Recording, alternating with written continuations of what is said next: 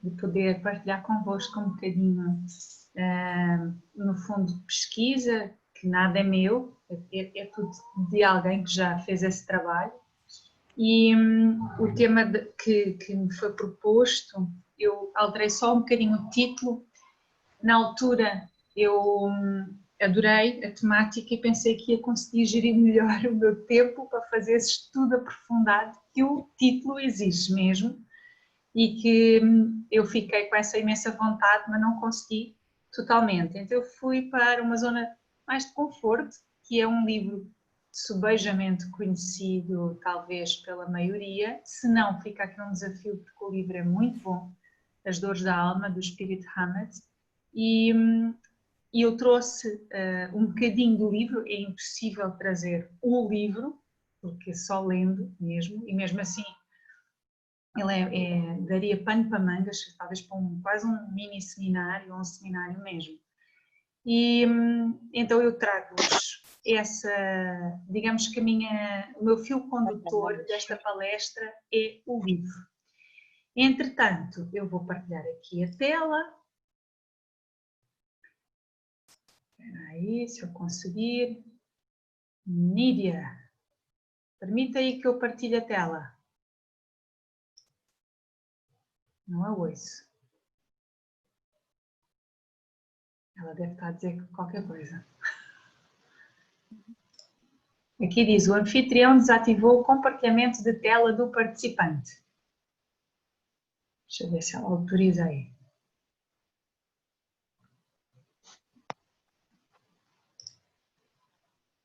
Ela deve estar a tentar pôr isto em grande lá no centro.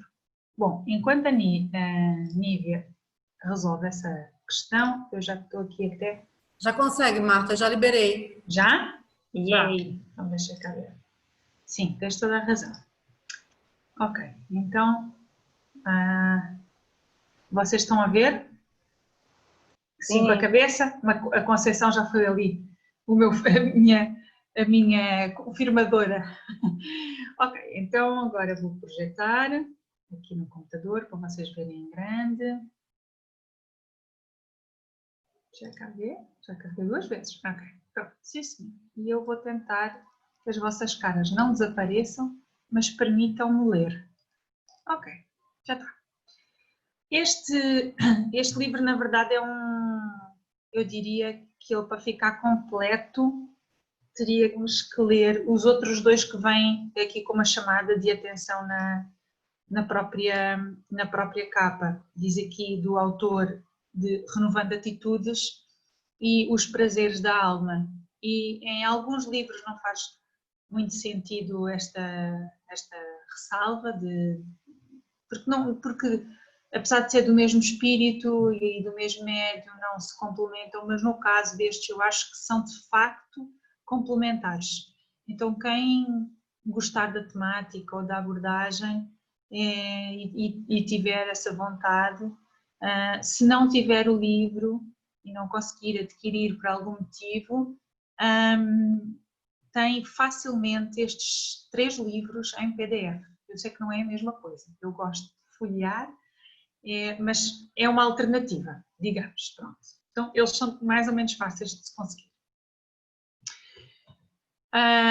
Para esta palestra, basicamente, eu fui-me basear em 3 livros, e não fui mais do que isto.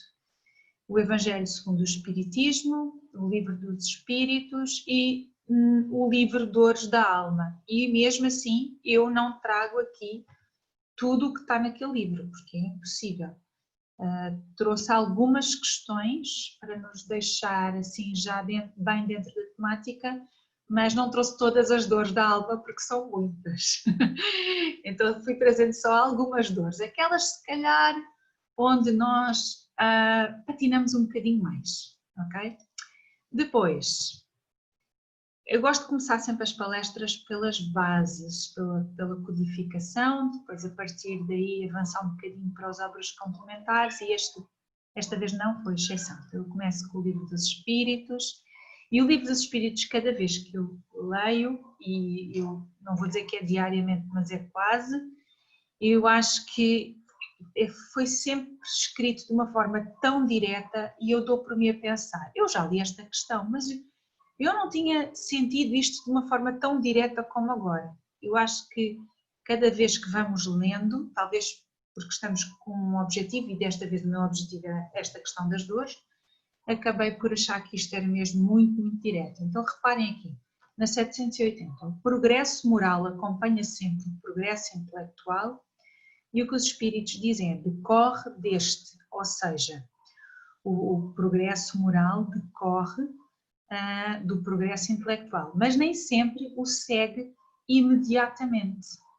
E isto vai servir-nos de base para entendermos algumas das nossas dores.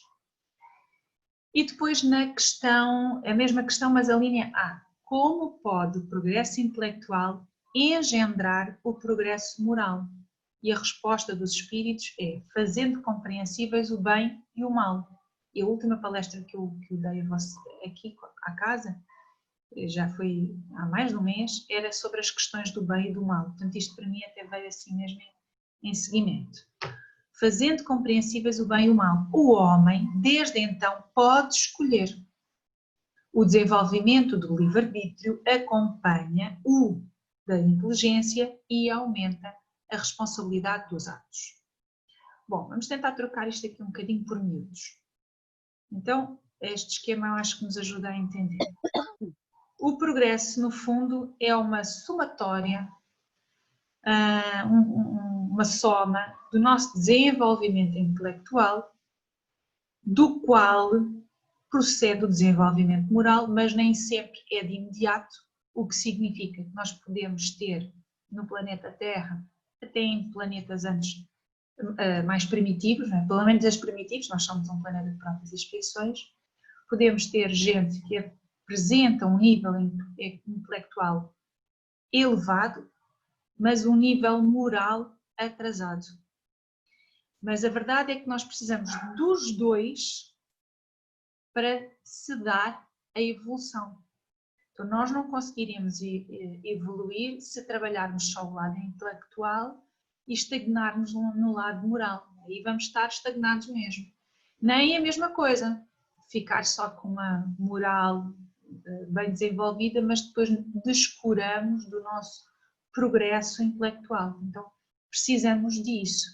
A verdade é que muitas das nossas dores vêm de um desequilíbrio entre o lado intelectual e o lado moral. Há sempre alguém que dá esta figura que eu vos vou dar agora de um passarinho para voar, precisa de duas asas, não é? Uma asa é o lado intelectual e a outra asa é o lado moral. Se só tiver uma asa não levanta voo. E aqui é exatamente esta a imagem. E portanto nós, na fase em que nos encontramos de evolução, estamos já, eu diria, para aquilo que é expectável num planeta de provas e expiações com um lado intelectual até bastante elevado. Eu estou a fazer aqui uma leitura do progresso tecnológico, científico, académico do nosso planeta, mas onde é que nós estamos com dificuldades para dizer assim, somos um planeta de regeneração? É pelas questões morais. E nós vemos muitos seres humanos que têm uma inteligência enorme. Eu vou-vos dar aqui um exemplo que eu acho que para mim é o exemplo que caracteriza mais isto. Nós não podemos esquecer que uma pessoa como foi Hitler era de uma inteligência extrema. Mesmo, ninguém pode dizer o contrário. Mas o lado moral deixou muito a desejar. E nós temos destes desequilíbrios e precisamos, e nós estamos nesta fase agora do planeta Terra, de trabalhar bem as questões morais para que elas possam chegar a um patamar mais elevado e nós darmos um salto na evolução individual e logo de seguida na coletiva e planetária. E boa parte das nossas dores da alma, que nós já vamos analisar, vão ser supridas, algumas até poderão continuar a existir, mas não na mesma intensidade, nem na mesma frequência, porque o nosso lado moral estará bastante mais amadurecido para saber distinguir o certo do errado, o bem do mal, e o nosso livre-arbítrio fará com certeza escolhas mais inteligentes e dentro de uma orientação, chamemos assim, mais próxima da espiritualidade. Então vamos ver já aqui o próximo, que é o Evangelho segundo o Espiritismo. Eu vou trazer aqui estas bases para depois entendermos as tais dores da alma. Esta passagem quase toda a gente já sabe de cor, mas espíritas, amai-vos, este o primeiro ensinamento, instruí-vos, este o segundo. No cristianismo encontram-se todas as verdades. São de origem humana os erros que nele se enraizaram. E a lição é enorme, mas basta-nos para agora, para aquilo que eu queria trazer-vos isto, porque engraçado, falava que primeiro aquilo que desenvolvemos, falava eu não, falavam os espíritos, aquilo que desenvolvemos primeiro é mais o lado intelectual e só depois o lado moral, mas é a ordem ou digamos que o clamor que nos é feito aqui é no sentido de primeiro nos preocuparmos com o lado moral, do amor, e então depois com o lado intelectual, da instrução. E a espiritualidade não deixa nada por acaso. Faz isto sabendo que nós temos o lado intelectual muito desenvolvido. É por isso, sabe que a primeira coisa que nos tem que pedir não é para desenvolver mais aquilo que já temos desenvolvido, mas sim aquilo que ainda temos por desenvolver, que é o amor. E quando diz amai-vos, não podemos esquecer também da frase de Jesus, não é? Amai-vos uns aos outros, como eu vos amei. E aquilo que Jesus mais nos pediu foi o amor. O amar os inimigos, amar a nós mesmos, amar o próximo como a nós mesmos. Então, quando nós temos estes pedidos de forma reiterada durante séculos e séculos, aquilo que nós vemos é que nos mesmos séculos nós fizemos uma evolução intelectual estrondosa, mas em termos morais nós evoluímos, eu não tenho a mínima dúvida e quero deixar isso bem claro. Prova disso é a maior parte dos países tem na sua legislação a fraternidade, a igualdade, a justiça, bases de quê? Do amor, mas ainda está muito na letra e pouco na prática. No entanto, estamos muito melhor do que se andássemos 300 anos para trás, 400 anos para trás, 500 anos para trás. E agora, se eu olhar, sei lá, para os últimos 100 anos, outro dia eu brincava com uma pessoa amiga e dizia que eu adorava chegar à idade 100, ao centenário. E só por uma coisa, para ter o benefício, o privilégio de conseguir acompanhar aqui na Terra a evolução em 100 anos, porque pensando, isto foi porque tinha dado na televisão que alguém tinha feito 100 anos, não sei onde, e eu pensei assim, essa pessoa viu a Primeira Guerra Mundial, a Segunda Guerra Mundial, essa pessoa nasceu numa época em que mal havia televisão, era a rádio, aquilo que era assim, agora já a internet. Essa pessoa nasceu e de certeza não tinha telefone em casa e agora está no bolso. Ela passou por várias epidemias, sobreviveu a tudo e ainda está a viver esta. Então aquilo que nós vemos é que de facto o carro, eu falava disto, o carro naquela altura tinha que se dar à manivela, ainda muitos carros, e agora são elétricos. Então o que é que mais virá por aí? Em 100 anos, em termos tecnológicos, nós tivemos um progresso brutal. Não é? Nós conseguimos retirar órgãos vitais e pôr lá outros e a pessoa ficar viva. É fantástico. Mas em termos humanos, e é isso que nos faz ser humanidade, é o lado humano, nós ainda estamos a ter lutas muito antigas, ainda estamos a ter batalhas internas muito antigas. E, portanto, é aquilo que aqui nos está a pedir. Amai-vos, este é o primeiro ensinamento, instruí-vos, este é o segundo. E a verdade é que a instrução ajuda-nos a amar. Nós estamos aqui todos num processo de instrução. Eu, para poder falar isto, fiz um processo de instrução. E todos nós estamos aqui em processo de instrução. E isso vai-nos ajudar, de certeza, a amar mais. Bom, o livro, e eu trouxe aqui uma espécie de um mini resumo. O livro tem mais ou menos estes propósitos, isto porque eu não consegui trazer o livro todo, e se calhar vocês vão ter interesse em querer explorá-lo mais. Na verdade, ele é o resultado de estudos e meditações sobre os ensinamentos superiores do Livro dos Espíritos, então ele baseia-se muito no Livro dos Espíritos, parte dos 7 pecados capitais, os famosos 7 pecados capitais, orgulho, preguiça, raiva, inveja, gula, luxúria e avareza, e dentro dessa lógica, os 7 pecados, as razões psíquicas para o desequilíbrio humano, e aqui ele está a dizer que estes 7 pecados são razões psíquicas para esse desequilíbrio, são considerados mais como desajustes, neuroses ou desequilíbrios íntimos. Porque destes 7, nós poderíamos dizer que depois derivam imensos problemas, imensas dores da alma, ou na base deles já estão dores da alma. Depois, o livro ainda se propõe, as dores da alma são fases naturais da evolução terrena e que nos propiciam aprender a usar convenientemente os nossos impulsos inatos ou forças interiores. Portanto, ele também nos apresenta as dores como uma coisa boa, como um estímulo que nos impulsiona para sair das zonas de conforto e fazermos grandes avanços, mas ele distingue aqui a dor emocional da dor física. E essa dor emocional implica angústia no corpo todo. E já vamos falar um bocadinho disso. O livro procura ajudar-nos a explicar, solucionar, refletir e renovar as nossas atitudes. Então ele não aponta só dores, ele procura explicar, ele aponta algumas soluções, ele ajuda-nos a refletir, porque depois algumas nós vamos nos identificar mais, outras vamos nos identificar menos. Se calhar nesta altura da vida já não temos tanto, já tivemos. Se calhar ainda não passamos por nenhuma dessas situações, mas não quer dizer que não venhamos a passar.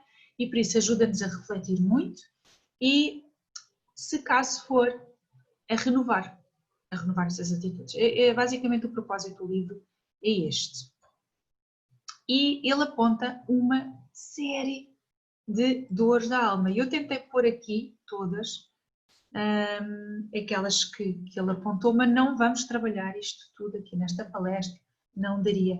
Mas ele apresenta estas como sendo as mais comuns, não quer dizer que não haja outras: a perda, o orgulho, a crueldade, rigidez, baixa estima, preocupação, vício, ansiedade, crítica, irresponsabilidade, depressão, inveja, egoísmo, solidão, culpa, repressão, medo, ilusão, mágoa, dependência. E só dizer estas palavras todas seguidas uma pessoa até fica quase com uma dor na alma, não é? Porque é muita dor para o ser humano, mas se nós pensarmos, de alguma maneira todos nós já sofremos de alguma coisa aqui, ou de várias, ou estamos a passar por um processo desses, e nunca podemos dizer desta água não beberei. Então nós estamos também com esta palestra com uma vontade imensa de criar aqui uma espécie de vacina, porque à medida que nós nos vamos instruindo, vamos também aprendendo a amar-nos e criamos aqui algumas formas de nos protegermos. E uma das coisas que eu sou muito grata à doutrina espírita é que eu acho que ela vacina-me para uma série de coisas. Por exemplo, o facto de eu saber que a vida continua após a morte, eu acho que é uma vacina em relação ao suicídio. Porque eu tenho a certeza que o fim não existe. E então eu sei que não vou estar a acabar com nada. Eu sei que eu vou só estar a agravar e a adiar a resolução de problemas. O facto de eu saber que a reencarnação é uma realidade não me adianta muito eu ter atitudes machistas ou racistas, opressoras, porque eu sei que hoje eu estou transitoriamente com uma cor mais clara, estou do género feminino, estou europeia, mas eu não sou nada disso. Eu sou um espírito que, numa próxima reencarnação, eu posso ter todas estas características alteradas. Então, eu acho que a doutrina espírita dá-nos uma amplitude que nos vacina muito relativamente a uma série de dores. Mas, apesar de tudo isso, nós estamos na carne, nós estamos encarnados, nós temos uma bagagem, temos muita coisa para lapidar, caso contrário não estava reencarnados neste planeta, ninguém está cá por engano. Eu não estou cá por engano, eu fiz muito para merecer estar neste planeta lindo e maravilhoso do jeitinho que ele está. E eu faço parte, de certeza, da história deste planeta e a história deste planeta faz parte de mim. E porquê? Porque eu ainda estou neste nível, estou neste patamar. Pronto, mas estamos cá nesta escola bendita para ir evoluindo. Então nesta colmeia toda que nós estamos aqui a ver, vamos só trabalhar alguns dos casulos, porque não dá para trabalhar tudo. Bom, então, e antes de embrenhar aqui numa situação já de algum destes pontos, eu gostaria de trazer também algumas reflexões que ele também põe lá no livro. Eu acho que são todas bases para depois entendermos o resto. O que é que define o nosso comportamento? Porque muitas das nossas dores, se não para dizer todas, têm a ver com a forma como nós nos comportamos, consciente ou inconscientemente. E então, aquilo que ele diz é, definimos comportamento como o conjunto de reações e condutas de um indivíduo em resposta a um estímulo. Então, nós temos um estímulo externo, gera uma emoção em nós, que gera um comportamento, uma reação, uma resposta. Então, passa alguém por mim e tem uma frase depreciativa. Esse é o meu estímulo externo. Chama-me feia. Isso vai gerar em mim uma emoção. E eu não vou poder negar essa emoção. Nós não controlamos ainda assim tantas nossas emoções. O que eu posso controlar mais facilmente é a minha resposta, a minha reação, o meu comportamento. A emoção, ela vem quase de forma imediata. Eu tinha que estar muito evoluída para alguém passar por mim, dizer-me algo depreciativo e eu ficar exatamente do jeitinho que estava antes. É difícil, mesmo que seja uma coisa que eu saiba que seja mentira, aquilo, mesmo uma pessoa não está preparada, leva como se fosse um choque elétrico. E fica, opa, e aí vem simultaneamente essa emoção. Para o que eu faço com essa emoção, o que é a resposta que eu dou, aí esse comportamento é que está nas minhas mãos. E muitas vezes nós não agimos, nós reagimos. E aqui eu gosto de separar a ação da reação. A reação é assim, muito mais imediata e geralmente sem pensar. Por isso o Chico dizia que em algumas circunstâncias a gente tinha que pôr água na boca e contar até 10. E eu brinco e digo, o Chico é até 10. Para mim vai ter que ser até 100. Em algumas circunstâncias até 1000. Porque é para não responder imediatamente. A água na boca só tem essa... Não é para hidratar. É para manter a boca fechada, calada. E para não responder na mesma letra. É para ter uma comunicação não violenta, para ter uma comunicação autêntica, nós temos que fazer um trabalho tremendo de autoconhecimento e de controle, de nos mantermos. Então, o que define o nosso comportamento é um conjunto de reações a esses estímulos, ok? Bom, esta é uma base. Essas nossas reações estão na base de praticamente 99,9% das nossas dores da alma e não tanto as nossas emoções, mas sim mais a forma como nós respondemos aos estímulos. Bom, ainda nesta parte que eu acho que Hammett foi fantástico, como é que se dá a nossa resposta?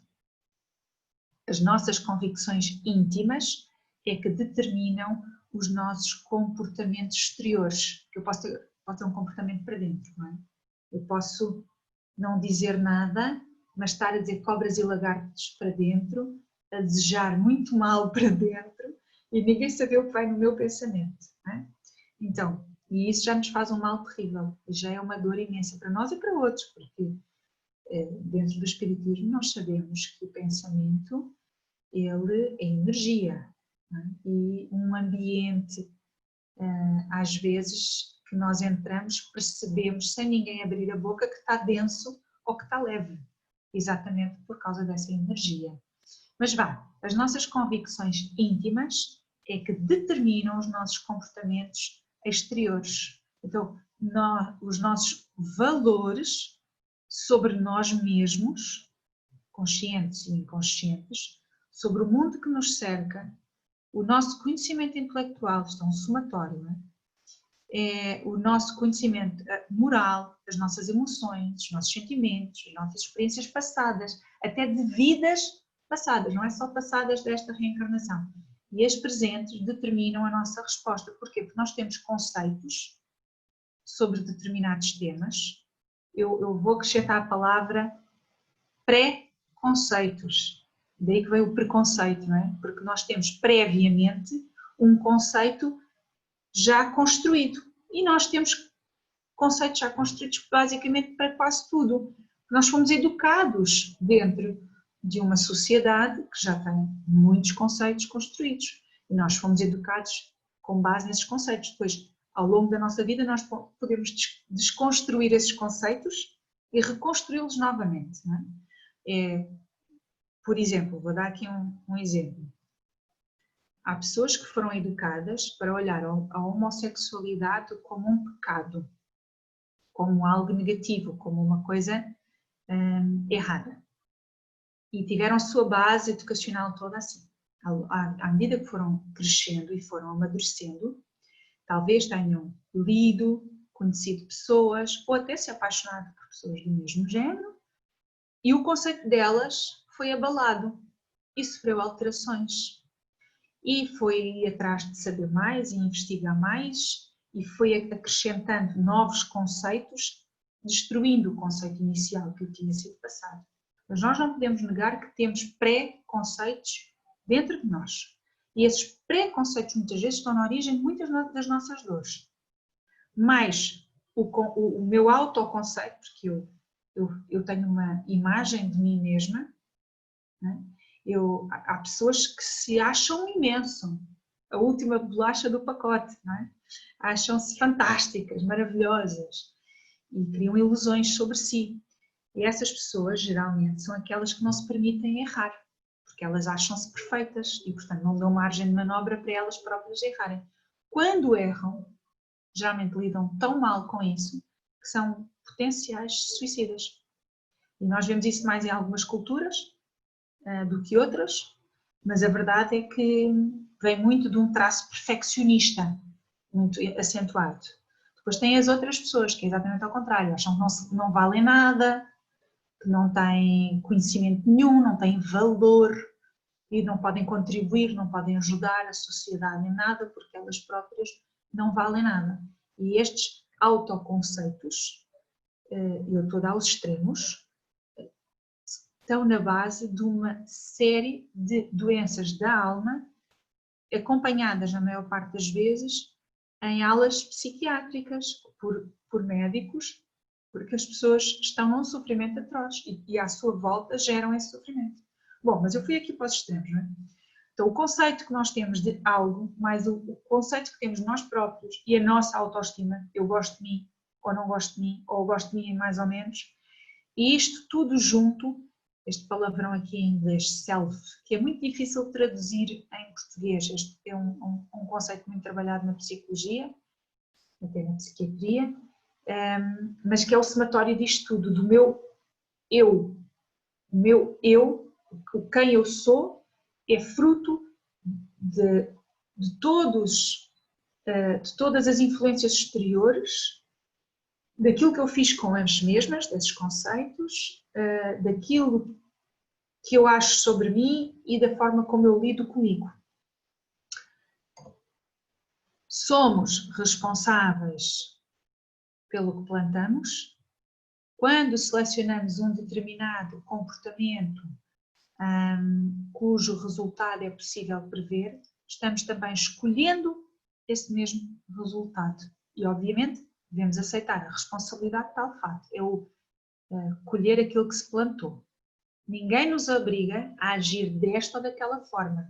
Por mais conceitos que a sociedade nos tenha passado, por mais rígida que possa ter sido a nossa educação, ninguém nos obriga a agir desta ou daquela forma. Salvo raríssimas exceções e muito extremadas, estamos no meio de um assalto, eu tenho uma arma apontada à cabeça e não estou com o meu discernimento pleno, porque estou numa situação extrema de vida ou de morte, posso ter atitudes que não teria numa circunstância normal.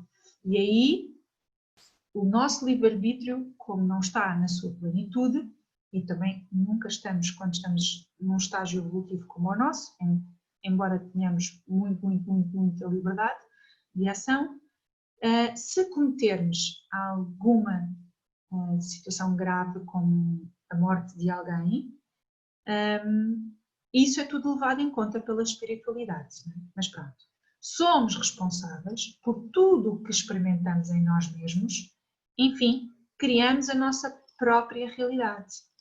Apesar de toda a construção que nós temos de nós próprios, nós temos sempre ferramentas para saber discernir. E quando temos dúvidas, eu vou por ali, eu vou por lá, eu estou na dúvida, não sei o que é que eu vou escolher, melhor parar. E se não houver possibilidade para parar, porque tem que ser uma decisão rápida, nem sempre tem que ser, muitas vezes nós é que achamos que tem que ser, porque estamos num estado de ansiedade, poderemos sempre voltar atrás, não naquela atitude, porque ela já foi tomada, mas podemos começar a fazer um novo fim. O Chico falava muitas vezes isso. Não podemos voltar ao passado, mas podemos fazer um novo fim. Bom, vamos aproximar-nos aqui de algumas dores.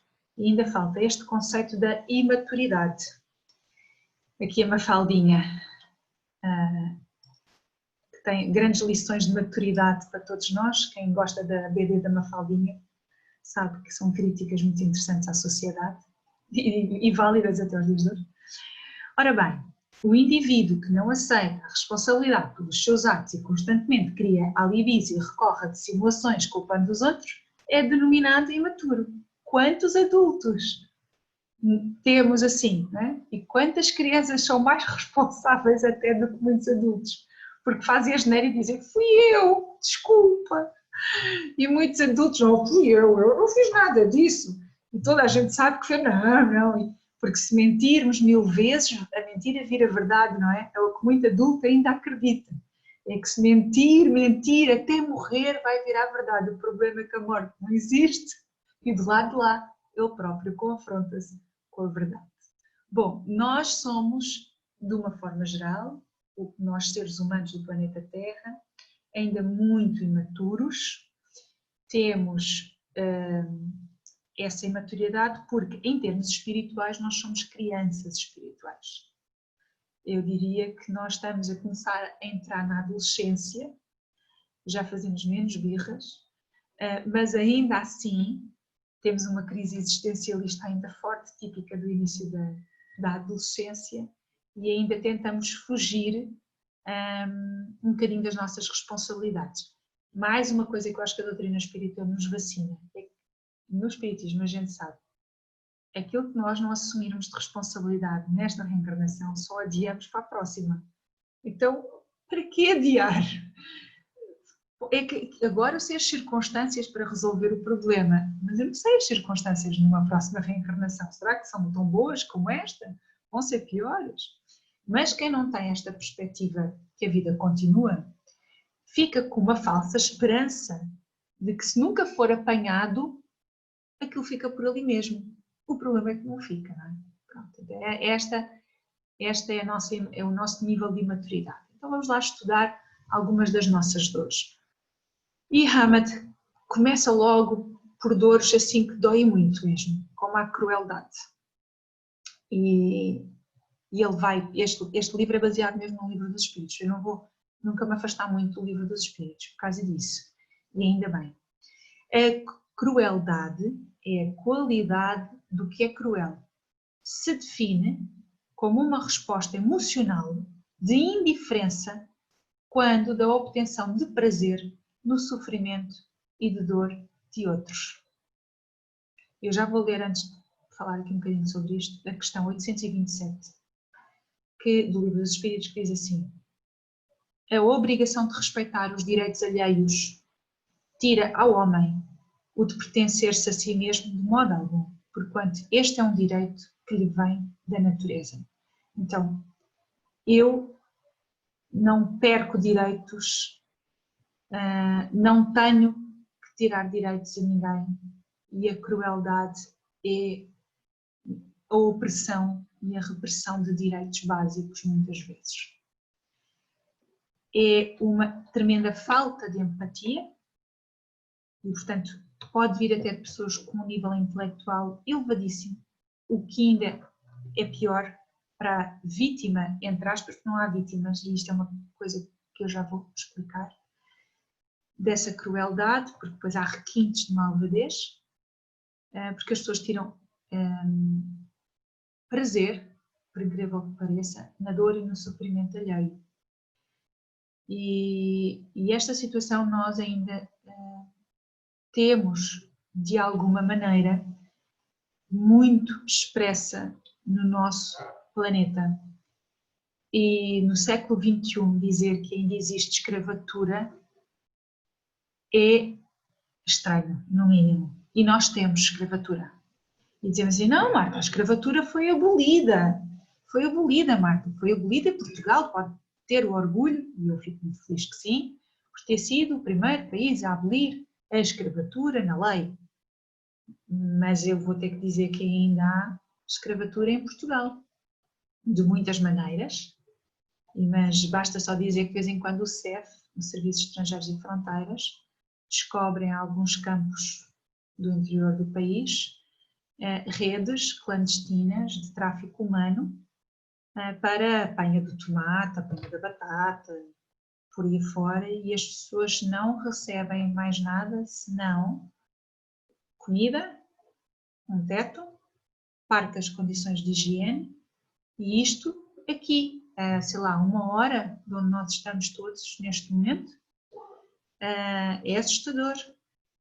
E não precisamos de ir para a África ou para a Ásia ou para a América do Sul, onde nós temos imensas fazendas embrenhadas na Amazónia, onde encontramos ainda trabalho escravo e trabalho infantil e por aí fora. Não precisamos de ir tão longe, basta ficar aqui. E isto é feito porque as pessoas que estão nessa posição têm o seu lado emocional fechado, não permitem uma coisa que é fundamental, que é a empatia. E eu aqui brinco, mas é verdade.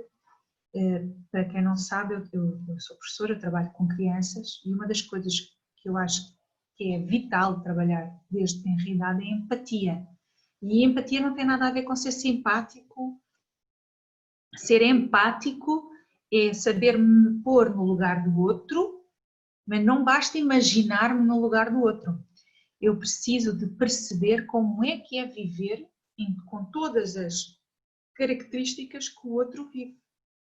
E quando nós não conseguimos nos colocar no lado do outro e imaginar como é que é viver todos os dias como ele vive ou ela vive, então eu não tenho empatia. E a falta de empatia gera crueldade e gera uma série de dores. Muitos dos direitos que são suprimidos aos seres humanos são suprimidos com muita crueldade. E isto é algo extremamente preocupante que Hammett vai trabalhar aqui, e ele traz-nos ainda a questão 754, que fala a mesma palavra crueldade no Livro dos Espíritos. A crueldade não derivará da carência de senso moral? Diz da falta de desenvolvimento do senso moral. Não digas da carência, porquanto o senso moral existe como princípio em todos os homens. É esse senso moral que dos seres cruéis fará mais tarde seres bons e humanos. Ele, pois, existe no selvagem, mas como o princípio do perfume do gérmen da flor, que ainda não desabrochou. E isto para mim é uma lufada de ar fresco.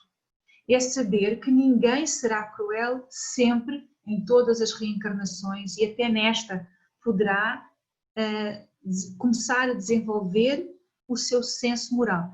Quando a espiritualidade diz da falta de desenvolvimento do senso moral, diz da falta do desenvolvimento do senso moral, não digas da carência, quer nos dizer, não, Deus deu-lhe todas as ferramentas, só que ele ainda não as desenvolveu. E mais para a frente é esse senso moral dos seres cruéis fará mais tarde seres bons e humanos.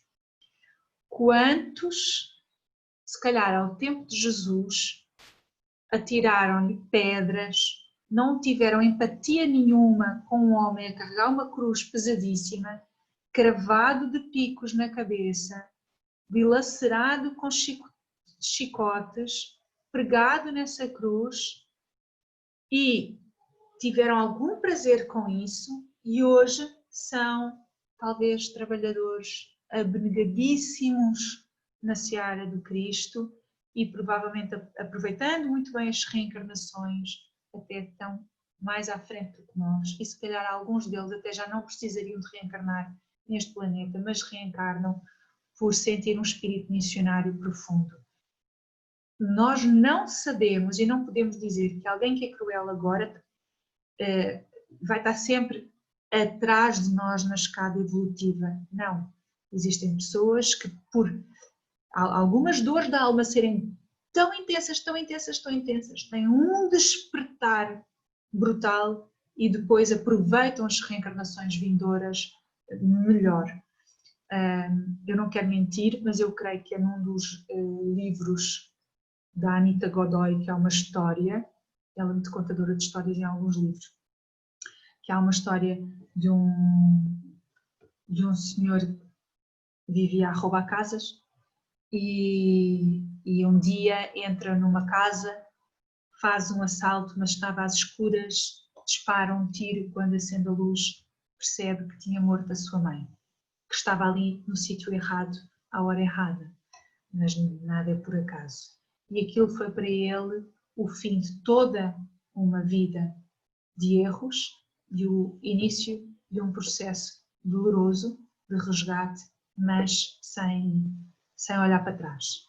E nós nunca sabemos quando é que temos esses momentos, ou quando é que há algum espírito, e ainda há bocadinho falei de Hitler, ninguém sabe, e ainda bem, eu penso que não seja fácil estar na posição dele, como se nós formos a ver outros espíritos da época da Inquisição, eu acredito que esteja a ser de alguma maneira afastado de todos aqueles que lhe desejam dar na mesma moeda, mas ninguém imagina se não poderá estar num processo de remissão, apesar de toda a extrema crueldade.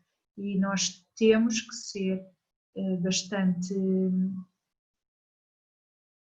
como é que eu hei de dizer, temos que orar, temos que ser bastante misericordiosos, orar por esses espíritos, porque o nosso planeta, para dar um salto, precisa que esses espíritos todos façam este desenvolvimento do senso moral, para a crueldade começar a diminuir até ao ponto em que ela seja residual. E nós, na nossa microsfera, eu trouxe aqui exemplos todos eles grandes, gritantes, dentro da nossa microsfera de certeza que já tivemos atitudes próximas da crueldade, que podem ter servido de lições para nós após arrependimento, porque nos causaram dor ou dor em alguém, e isso impulsionou-nos à mudança.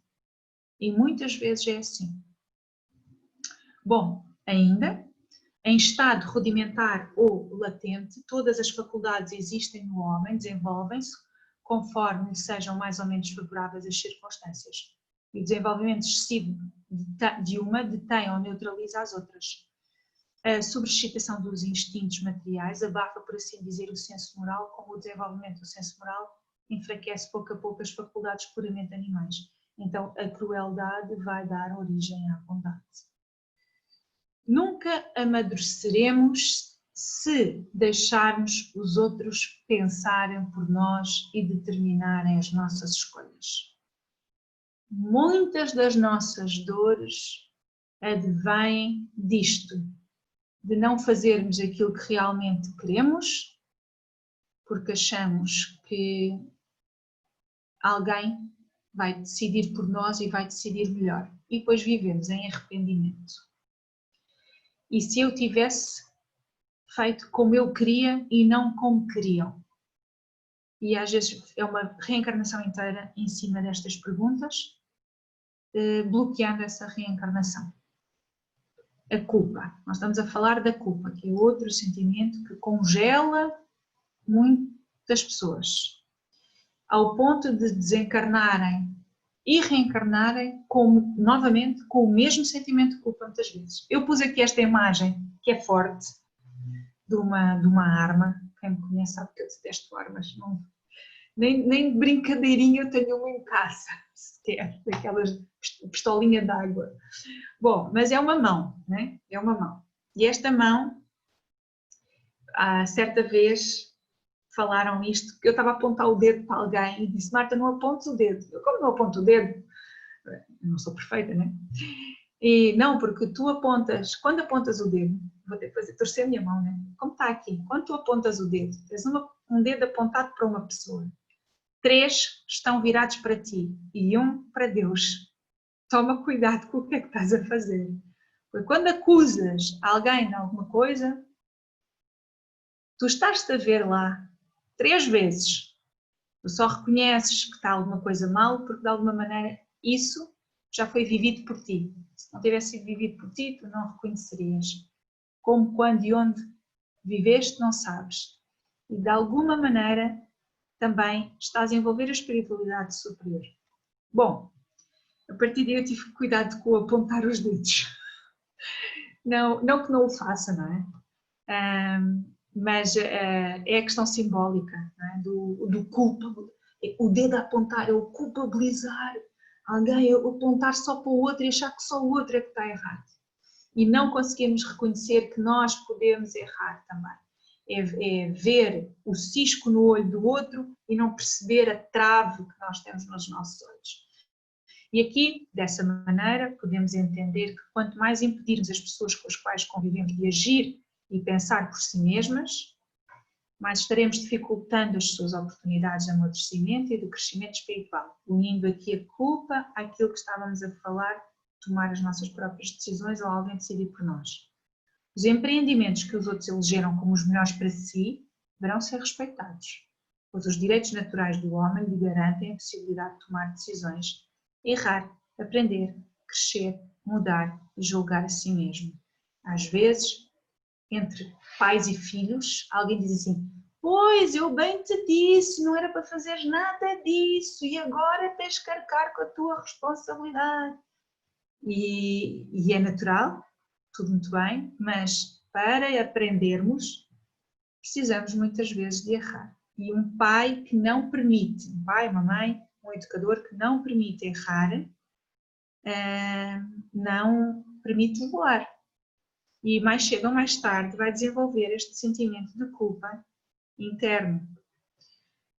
Como agir? Pensar e agir, defendendo o nosso íntimo e os nossos direitos inatos, o direito da liberdade de pensar, liberdade de sentir, liberdade de ser quem nós somos e definindo nossas perspectivas pessoais, sem subtrair os direitos dos outros, a imunização contra a autocrueldade. Ele aqui junta tudo e ele fala-nos muito este conceito de autocrueldade. Aliás, nós impomos-nos coisas, dores, quando de alguma maneira somos cruéis com alguém, limitamos a liberdade de outrem, nós estamos a gerar uma série de sentimentos e de energias que mais cedo ou mais tarde vão pesar muito sobre nós. Quando limitamos os sonhos de alguém, quando só por sermos casados ou vivermos maritalmente com alguém e limitamos aquilo que seria o expectável de uma liberdade individual, porque lá por estarmos a viver como casal não podemos perder a nossa individualidade nunca, e esse seria o fim do casamento com certeza. Nós estamos a promover a tristeza, a amargura no outro e em nós.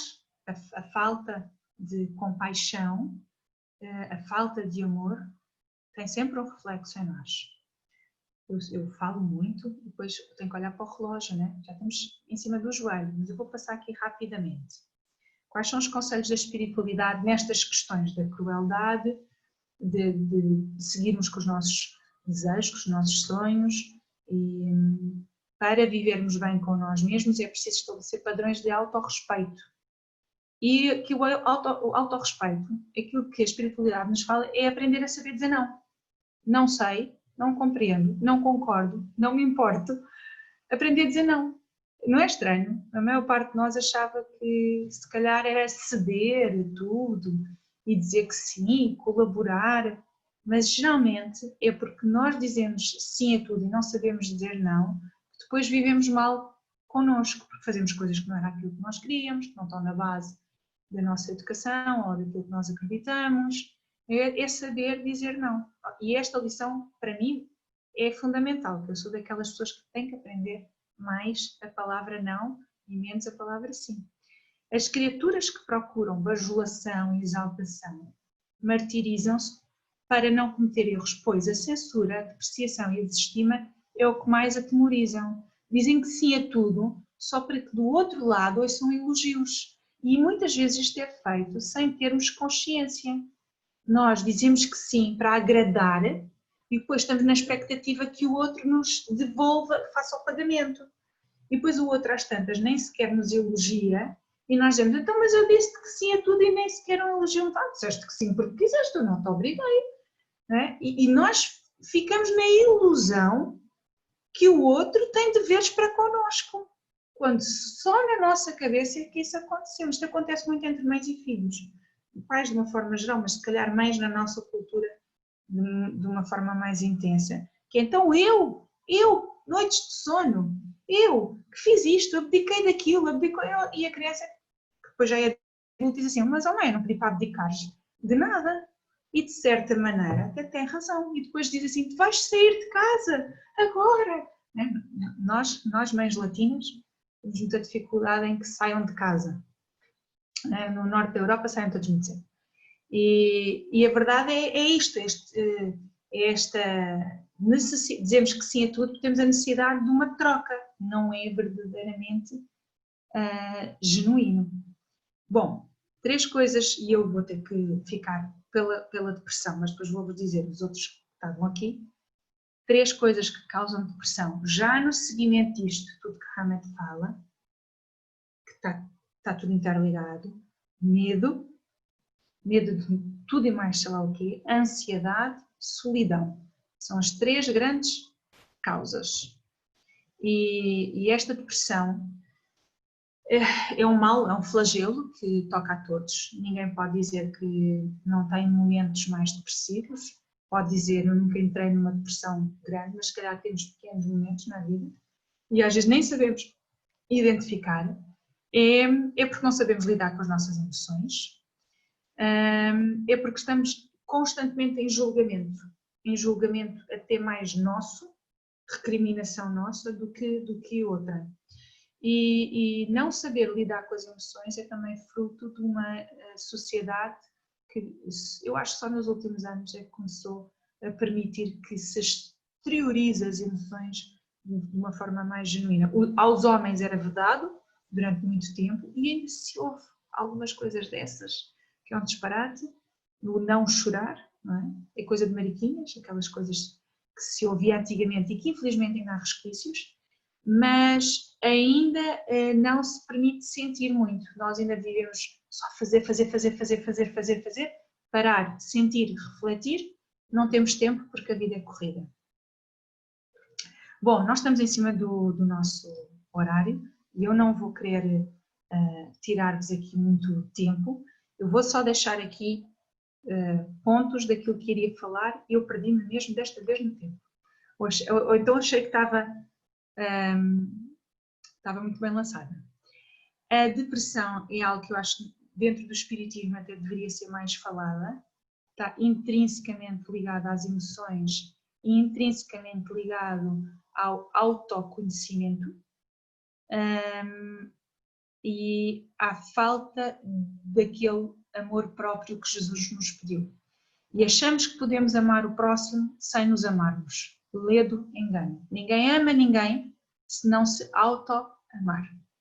E esse é um dos processos que nós temos que fazer. O espiritismo pode ajudar-nos muito. E avançar, ok. Outro problema é a ansiedade, outra dor da alma. Estamos a trabalhar e só queremos descansar. Quando estamos a descansar, sonhamos até com o trabalho. Não é? Vivemos sempre ou no passado ou no presente. Esquecemos que o presente chama-se presente porque é uma prenda, é uma dádiva de Deus. Eu não posso mudar o passado e nem posso estar no futuro. Eu só tenho o aqui e o agora. E não vivemos o aqui e agora porque passamos a vida das duas uma. Ou olhar para trás, para aquilo que já passou e aí entramos em depressão, ou constantemente a fazer um olhar para a frente, projetos atrás de projetos, e não vivemos o aqui e o agora, estamos lá à frente e vivemos em ansiedade. Precisamos de despertar para vivermos o presente. Isto porque temos muitas preocupações, vozes na nossa cabeça, algumas não são influenciação espiritual, não são obsessor. O espírito tem culpa de pôr tudo de culpa no obsessor. Somos nós mesmo, com a nossa bagagem, e isso pode, sim, ser o mote para uma influenciação espiritual e para uma obsessão. Com certeza, pode ser o gatilho que alguém pode aproveitar, mas porque nós autorizamos essa excessiva preocupação também é trabalhada pela espiritualidade quando diz vê dos lírios do campo, a cada dia o seu mal. Não é? Depois ele fala-nos do medo e eu pus aqui um leão, porque o medo não é mau, o medo pode ser bom, o medo é adaptativo. Eu estiver numa savana e este leão aparecer, é bom que eu tenha medo, porque eu vou procurar proteger-me, entrar dentro de um jipe, por exemplo, subir uma árvore. Então o medo pode me proteger, mas viver só com medo, eu posso viver incapaz de viver, ou seja, eu posso ficar paralisada. E aí eu vou remar como este senhor, sempre na bordinha, quase a afundar-me, porque eu não vou conseguir quase sair do sítio onde estou, bloqueando-me. Pronto. Aqui era o fim da minha palestra. Eu dei aqui um salto grande e peço imensa desculpa a vocês, tenho que ser mais atenta à hora. E eu queria terminar com esta frase: em frente ou em frente. Você me entende? É que nós não temos caminho para trás. O caminho é em frente. E nós podemos andar sempre em frente e não enfrentar nada. Então vamos andar, mas quando demos conta estamos no mesmo sítio. Vai servir quase como se a gente estivesse numa rotunda. Ou podemos enfrentar uma série de dores para saber o que fazer. e como agir. E o espiritismo pode nos dar essas ferramentas, a Casa Espírita pode nos ajudar nesse sentido e existem muitas instituições que o podem fazer até gratuitamente. Não há mal que não tenha remédio e o espiritismo deixa-nos isso bem claro. Bom, eu peço muitas desculpas por ter sido o último bocadinho assim, vapt-vupt. Sei que há aqui, e eu agora vou tentar interromper o compartilhamento de tela, isso, resultou. Sei que passei aqui do tempo, peço imensa desculpa e vou perguntar à Nívia. Oi, Nívia. Oi, Marta. Se ela ainda... Pois, eu fui uma péssima aluna. Não estudei bem a lição de casa. Não, foi ótimo.